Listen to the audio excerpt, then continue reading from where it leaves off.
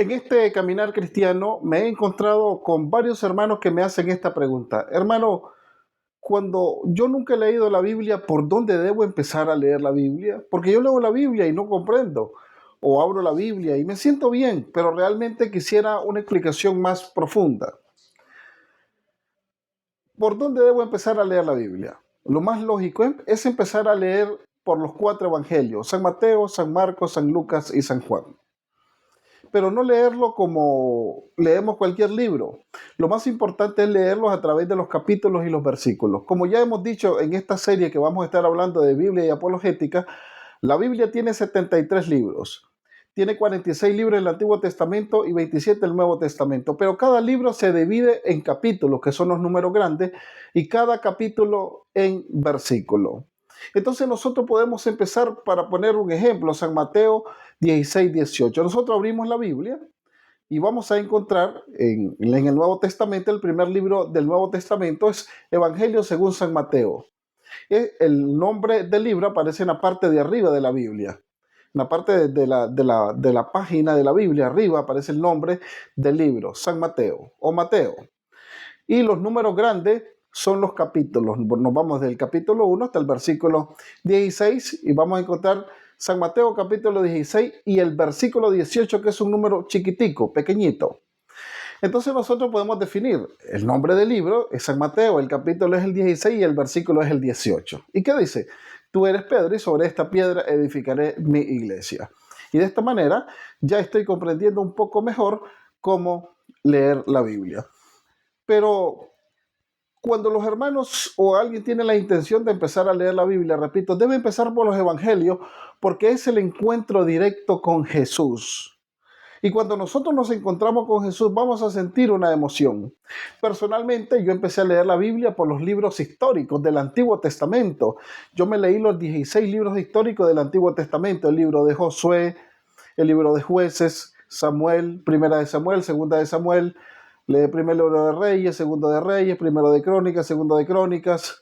Yo me leí los 16 libros históricos del Antiguo Testamento porque me encantaban las historias como se cuenta en la Biblia. No, empecé leyendo la historia de David y Goliat, la historia de Sansón, la historia de David, la historia de Saúl, la historia de los 7 hermanos en el segundo libro de los Macabeos, los 7 hermanos mártires. Yo empecé a leer la Biblia por los libros históricos del Antiguo Testamento porque me encanta la historia, y especialmente la historia de la salvación, me encanta.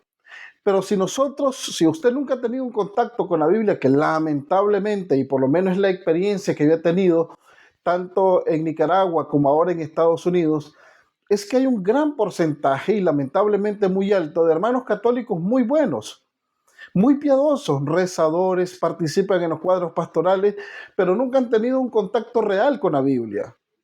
Es sorprendente a veces.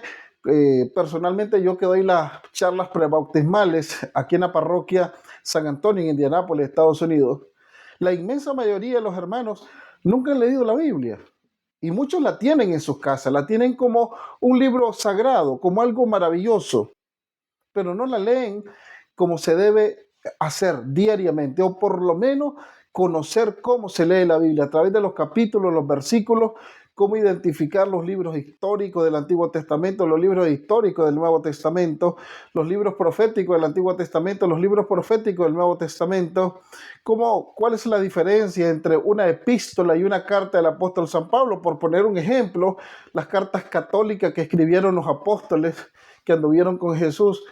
Entonces, la Biblia es necesaria leerla porque ahí está la palabra de Dios. La Biblia contiene palabras de vida. El Catecismo de la Iglesia Católica dice que nosotros debemos venerar o adorar a la palabra de Dios con la misma intensidad que adoramos y amamos la Santa Eucaristía. Eso lo dice el Catecismo de la Iglesia Católica. Hermano, si usted nunca ha leído la Biblia, es católico, tiene la sed de aprender, busque a un sacerdote, busque a un delegado, a un catequista, a un seminarista, una hermana religiosa, dígale: hermana o hermano, yo quiero leer la Biblia, pero nunca la he leído. Quiero tener un contacto con la palabra de Dios. Y si está en Indianápolis, en la parroquia San Antonio de Padua, todos los sábados a las 2 de la tarde, este servidor enseñamos a la gente a leer la Biblia, todos los sábados, sin excepción. No tiene que llevar nada. Solo tiene que llevar dispuesto su corazón. Espero, si estás en Indianápolis, poderme encontrar contigo.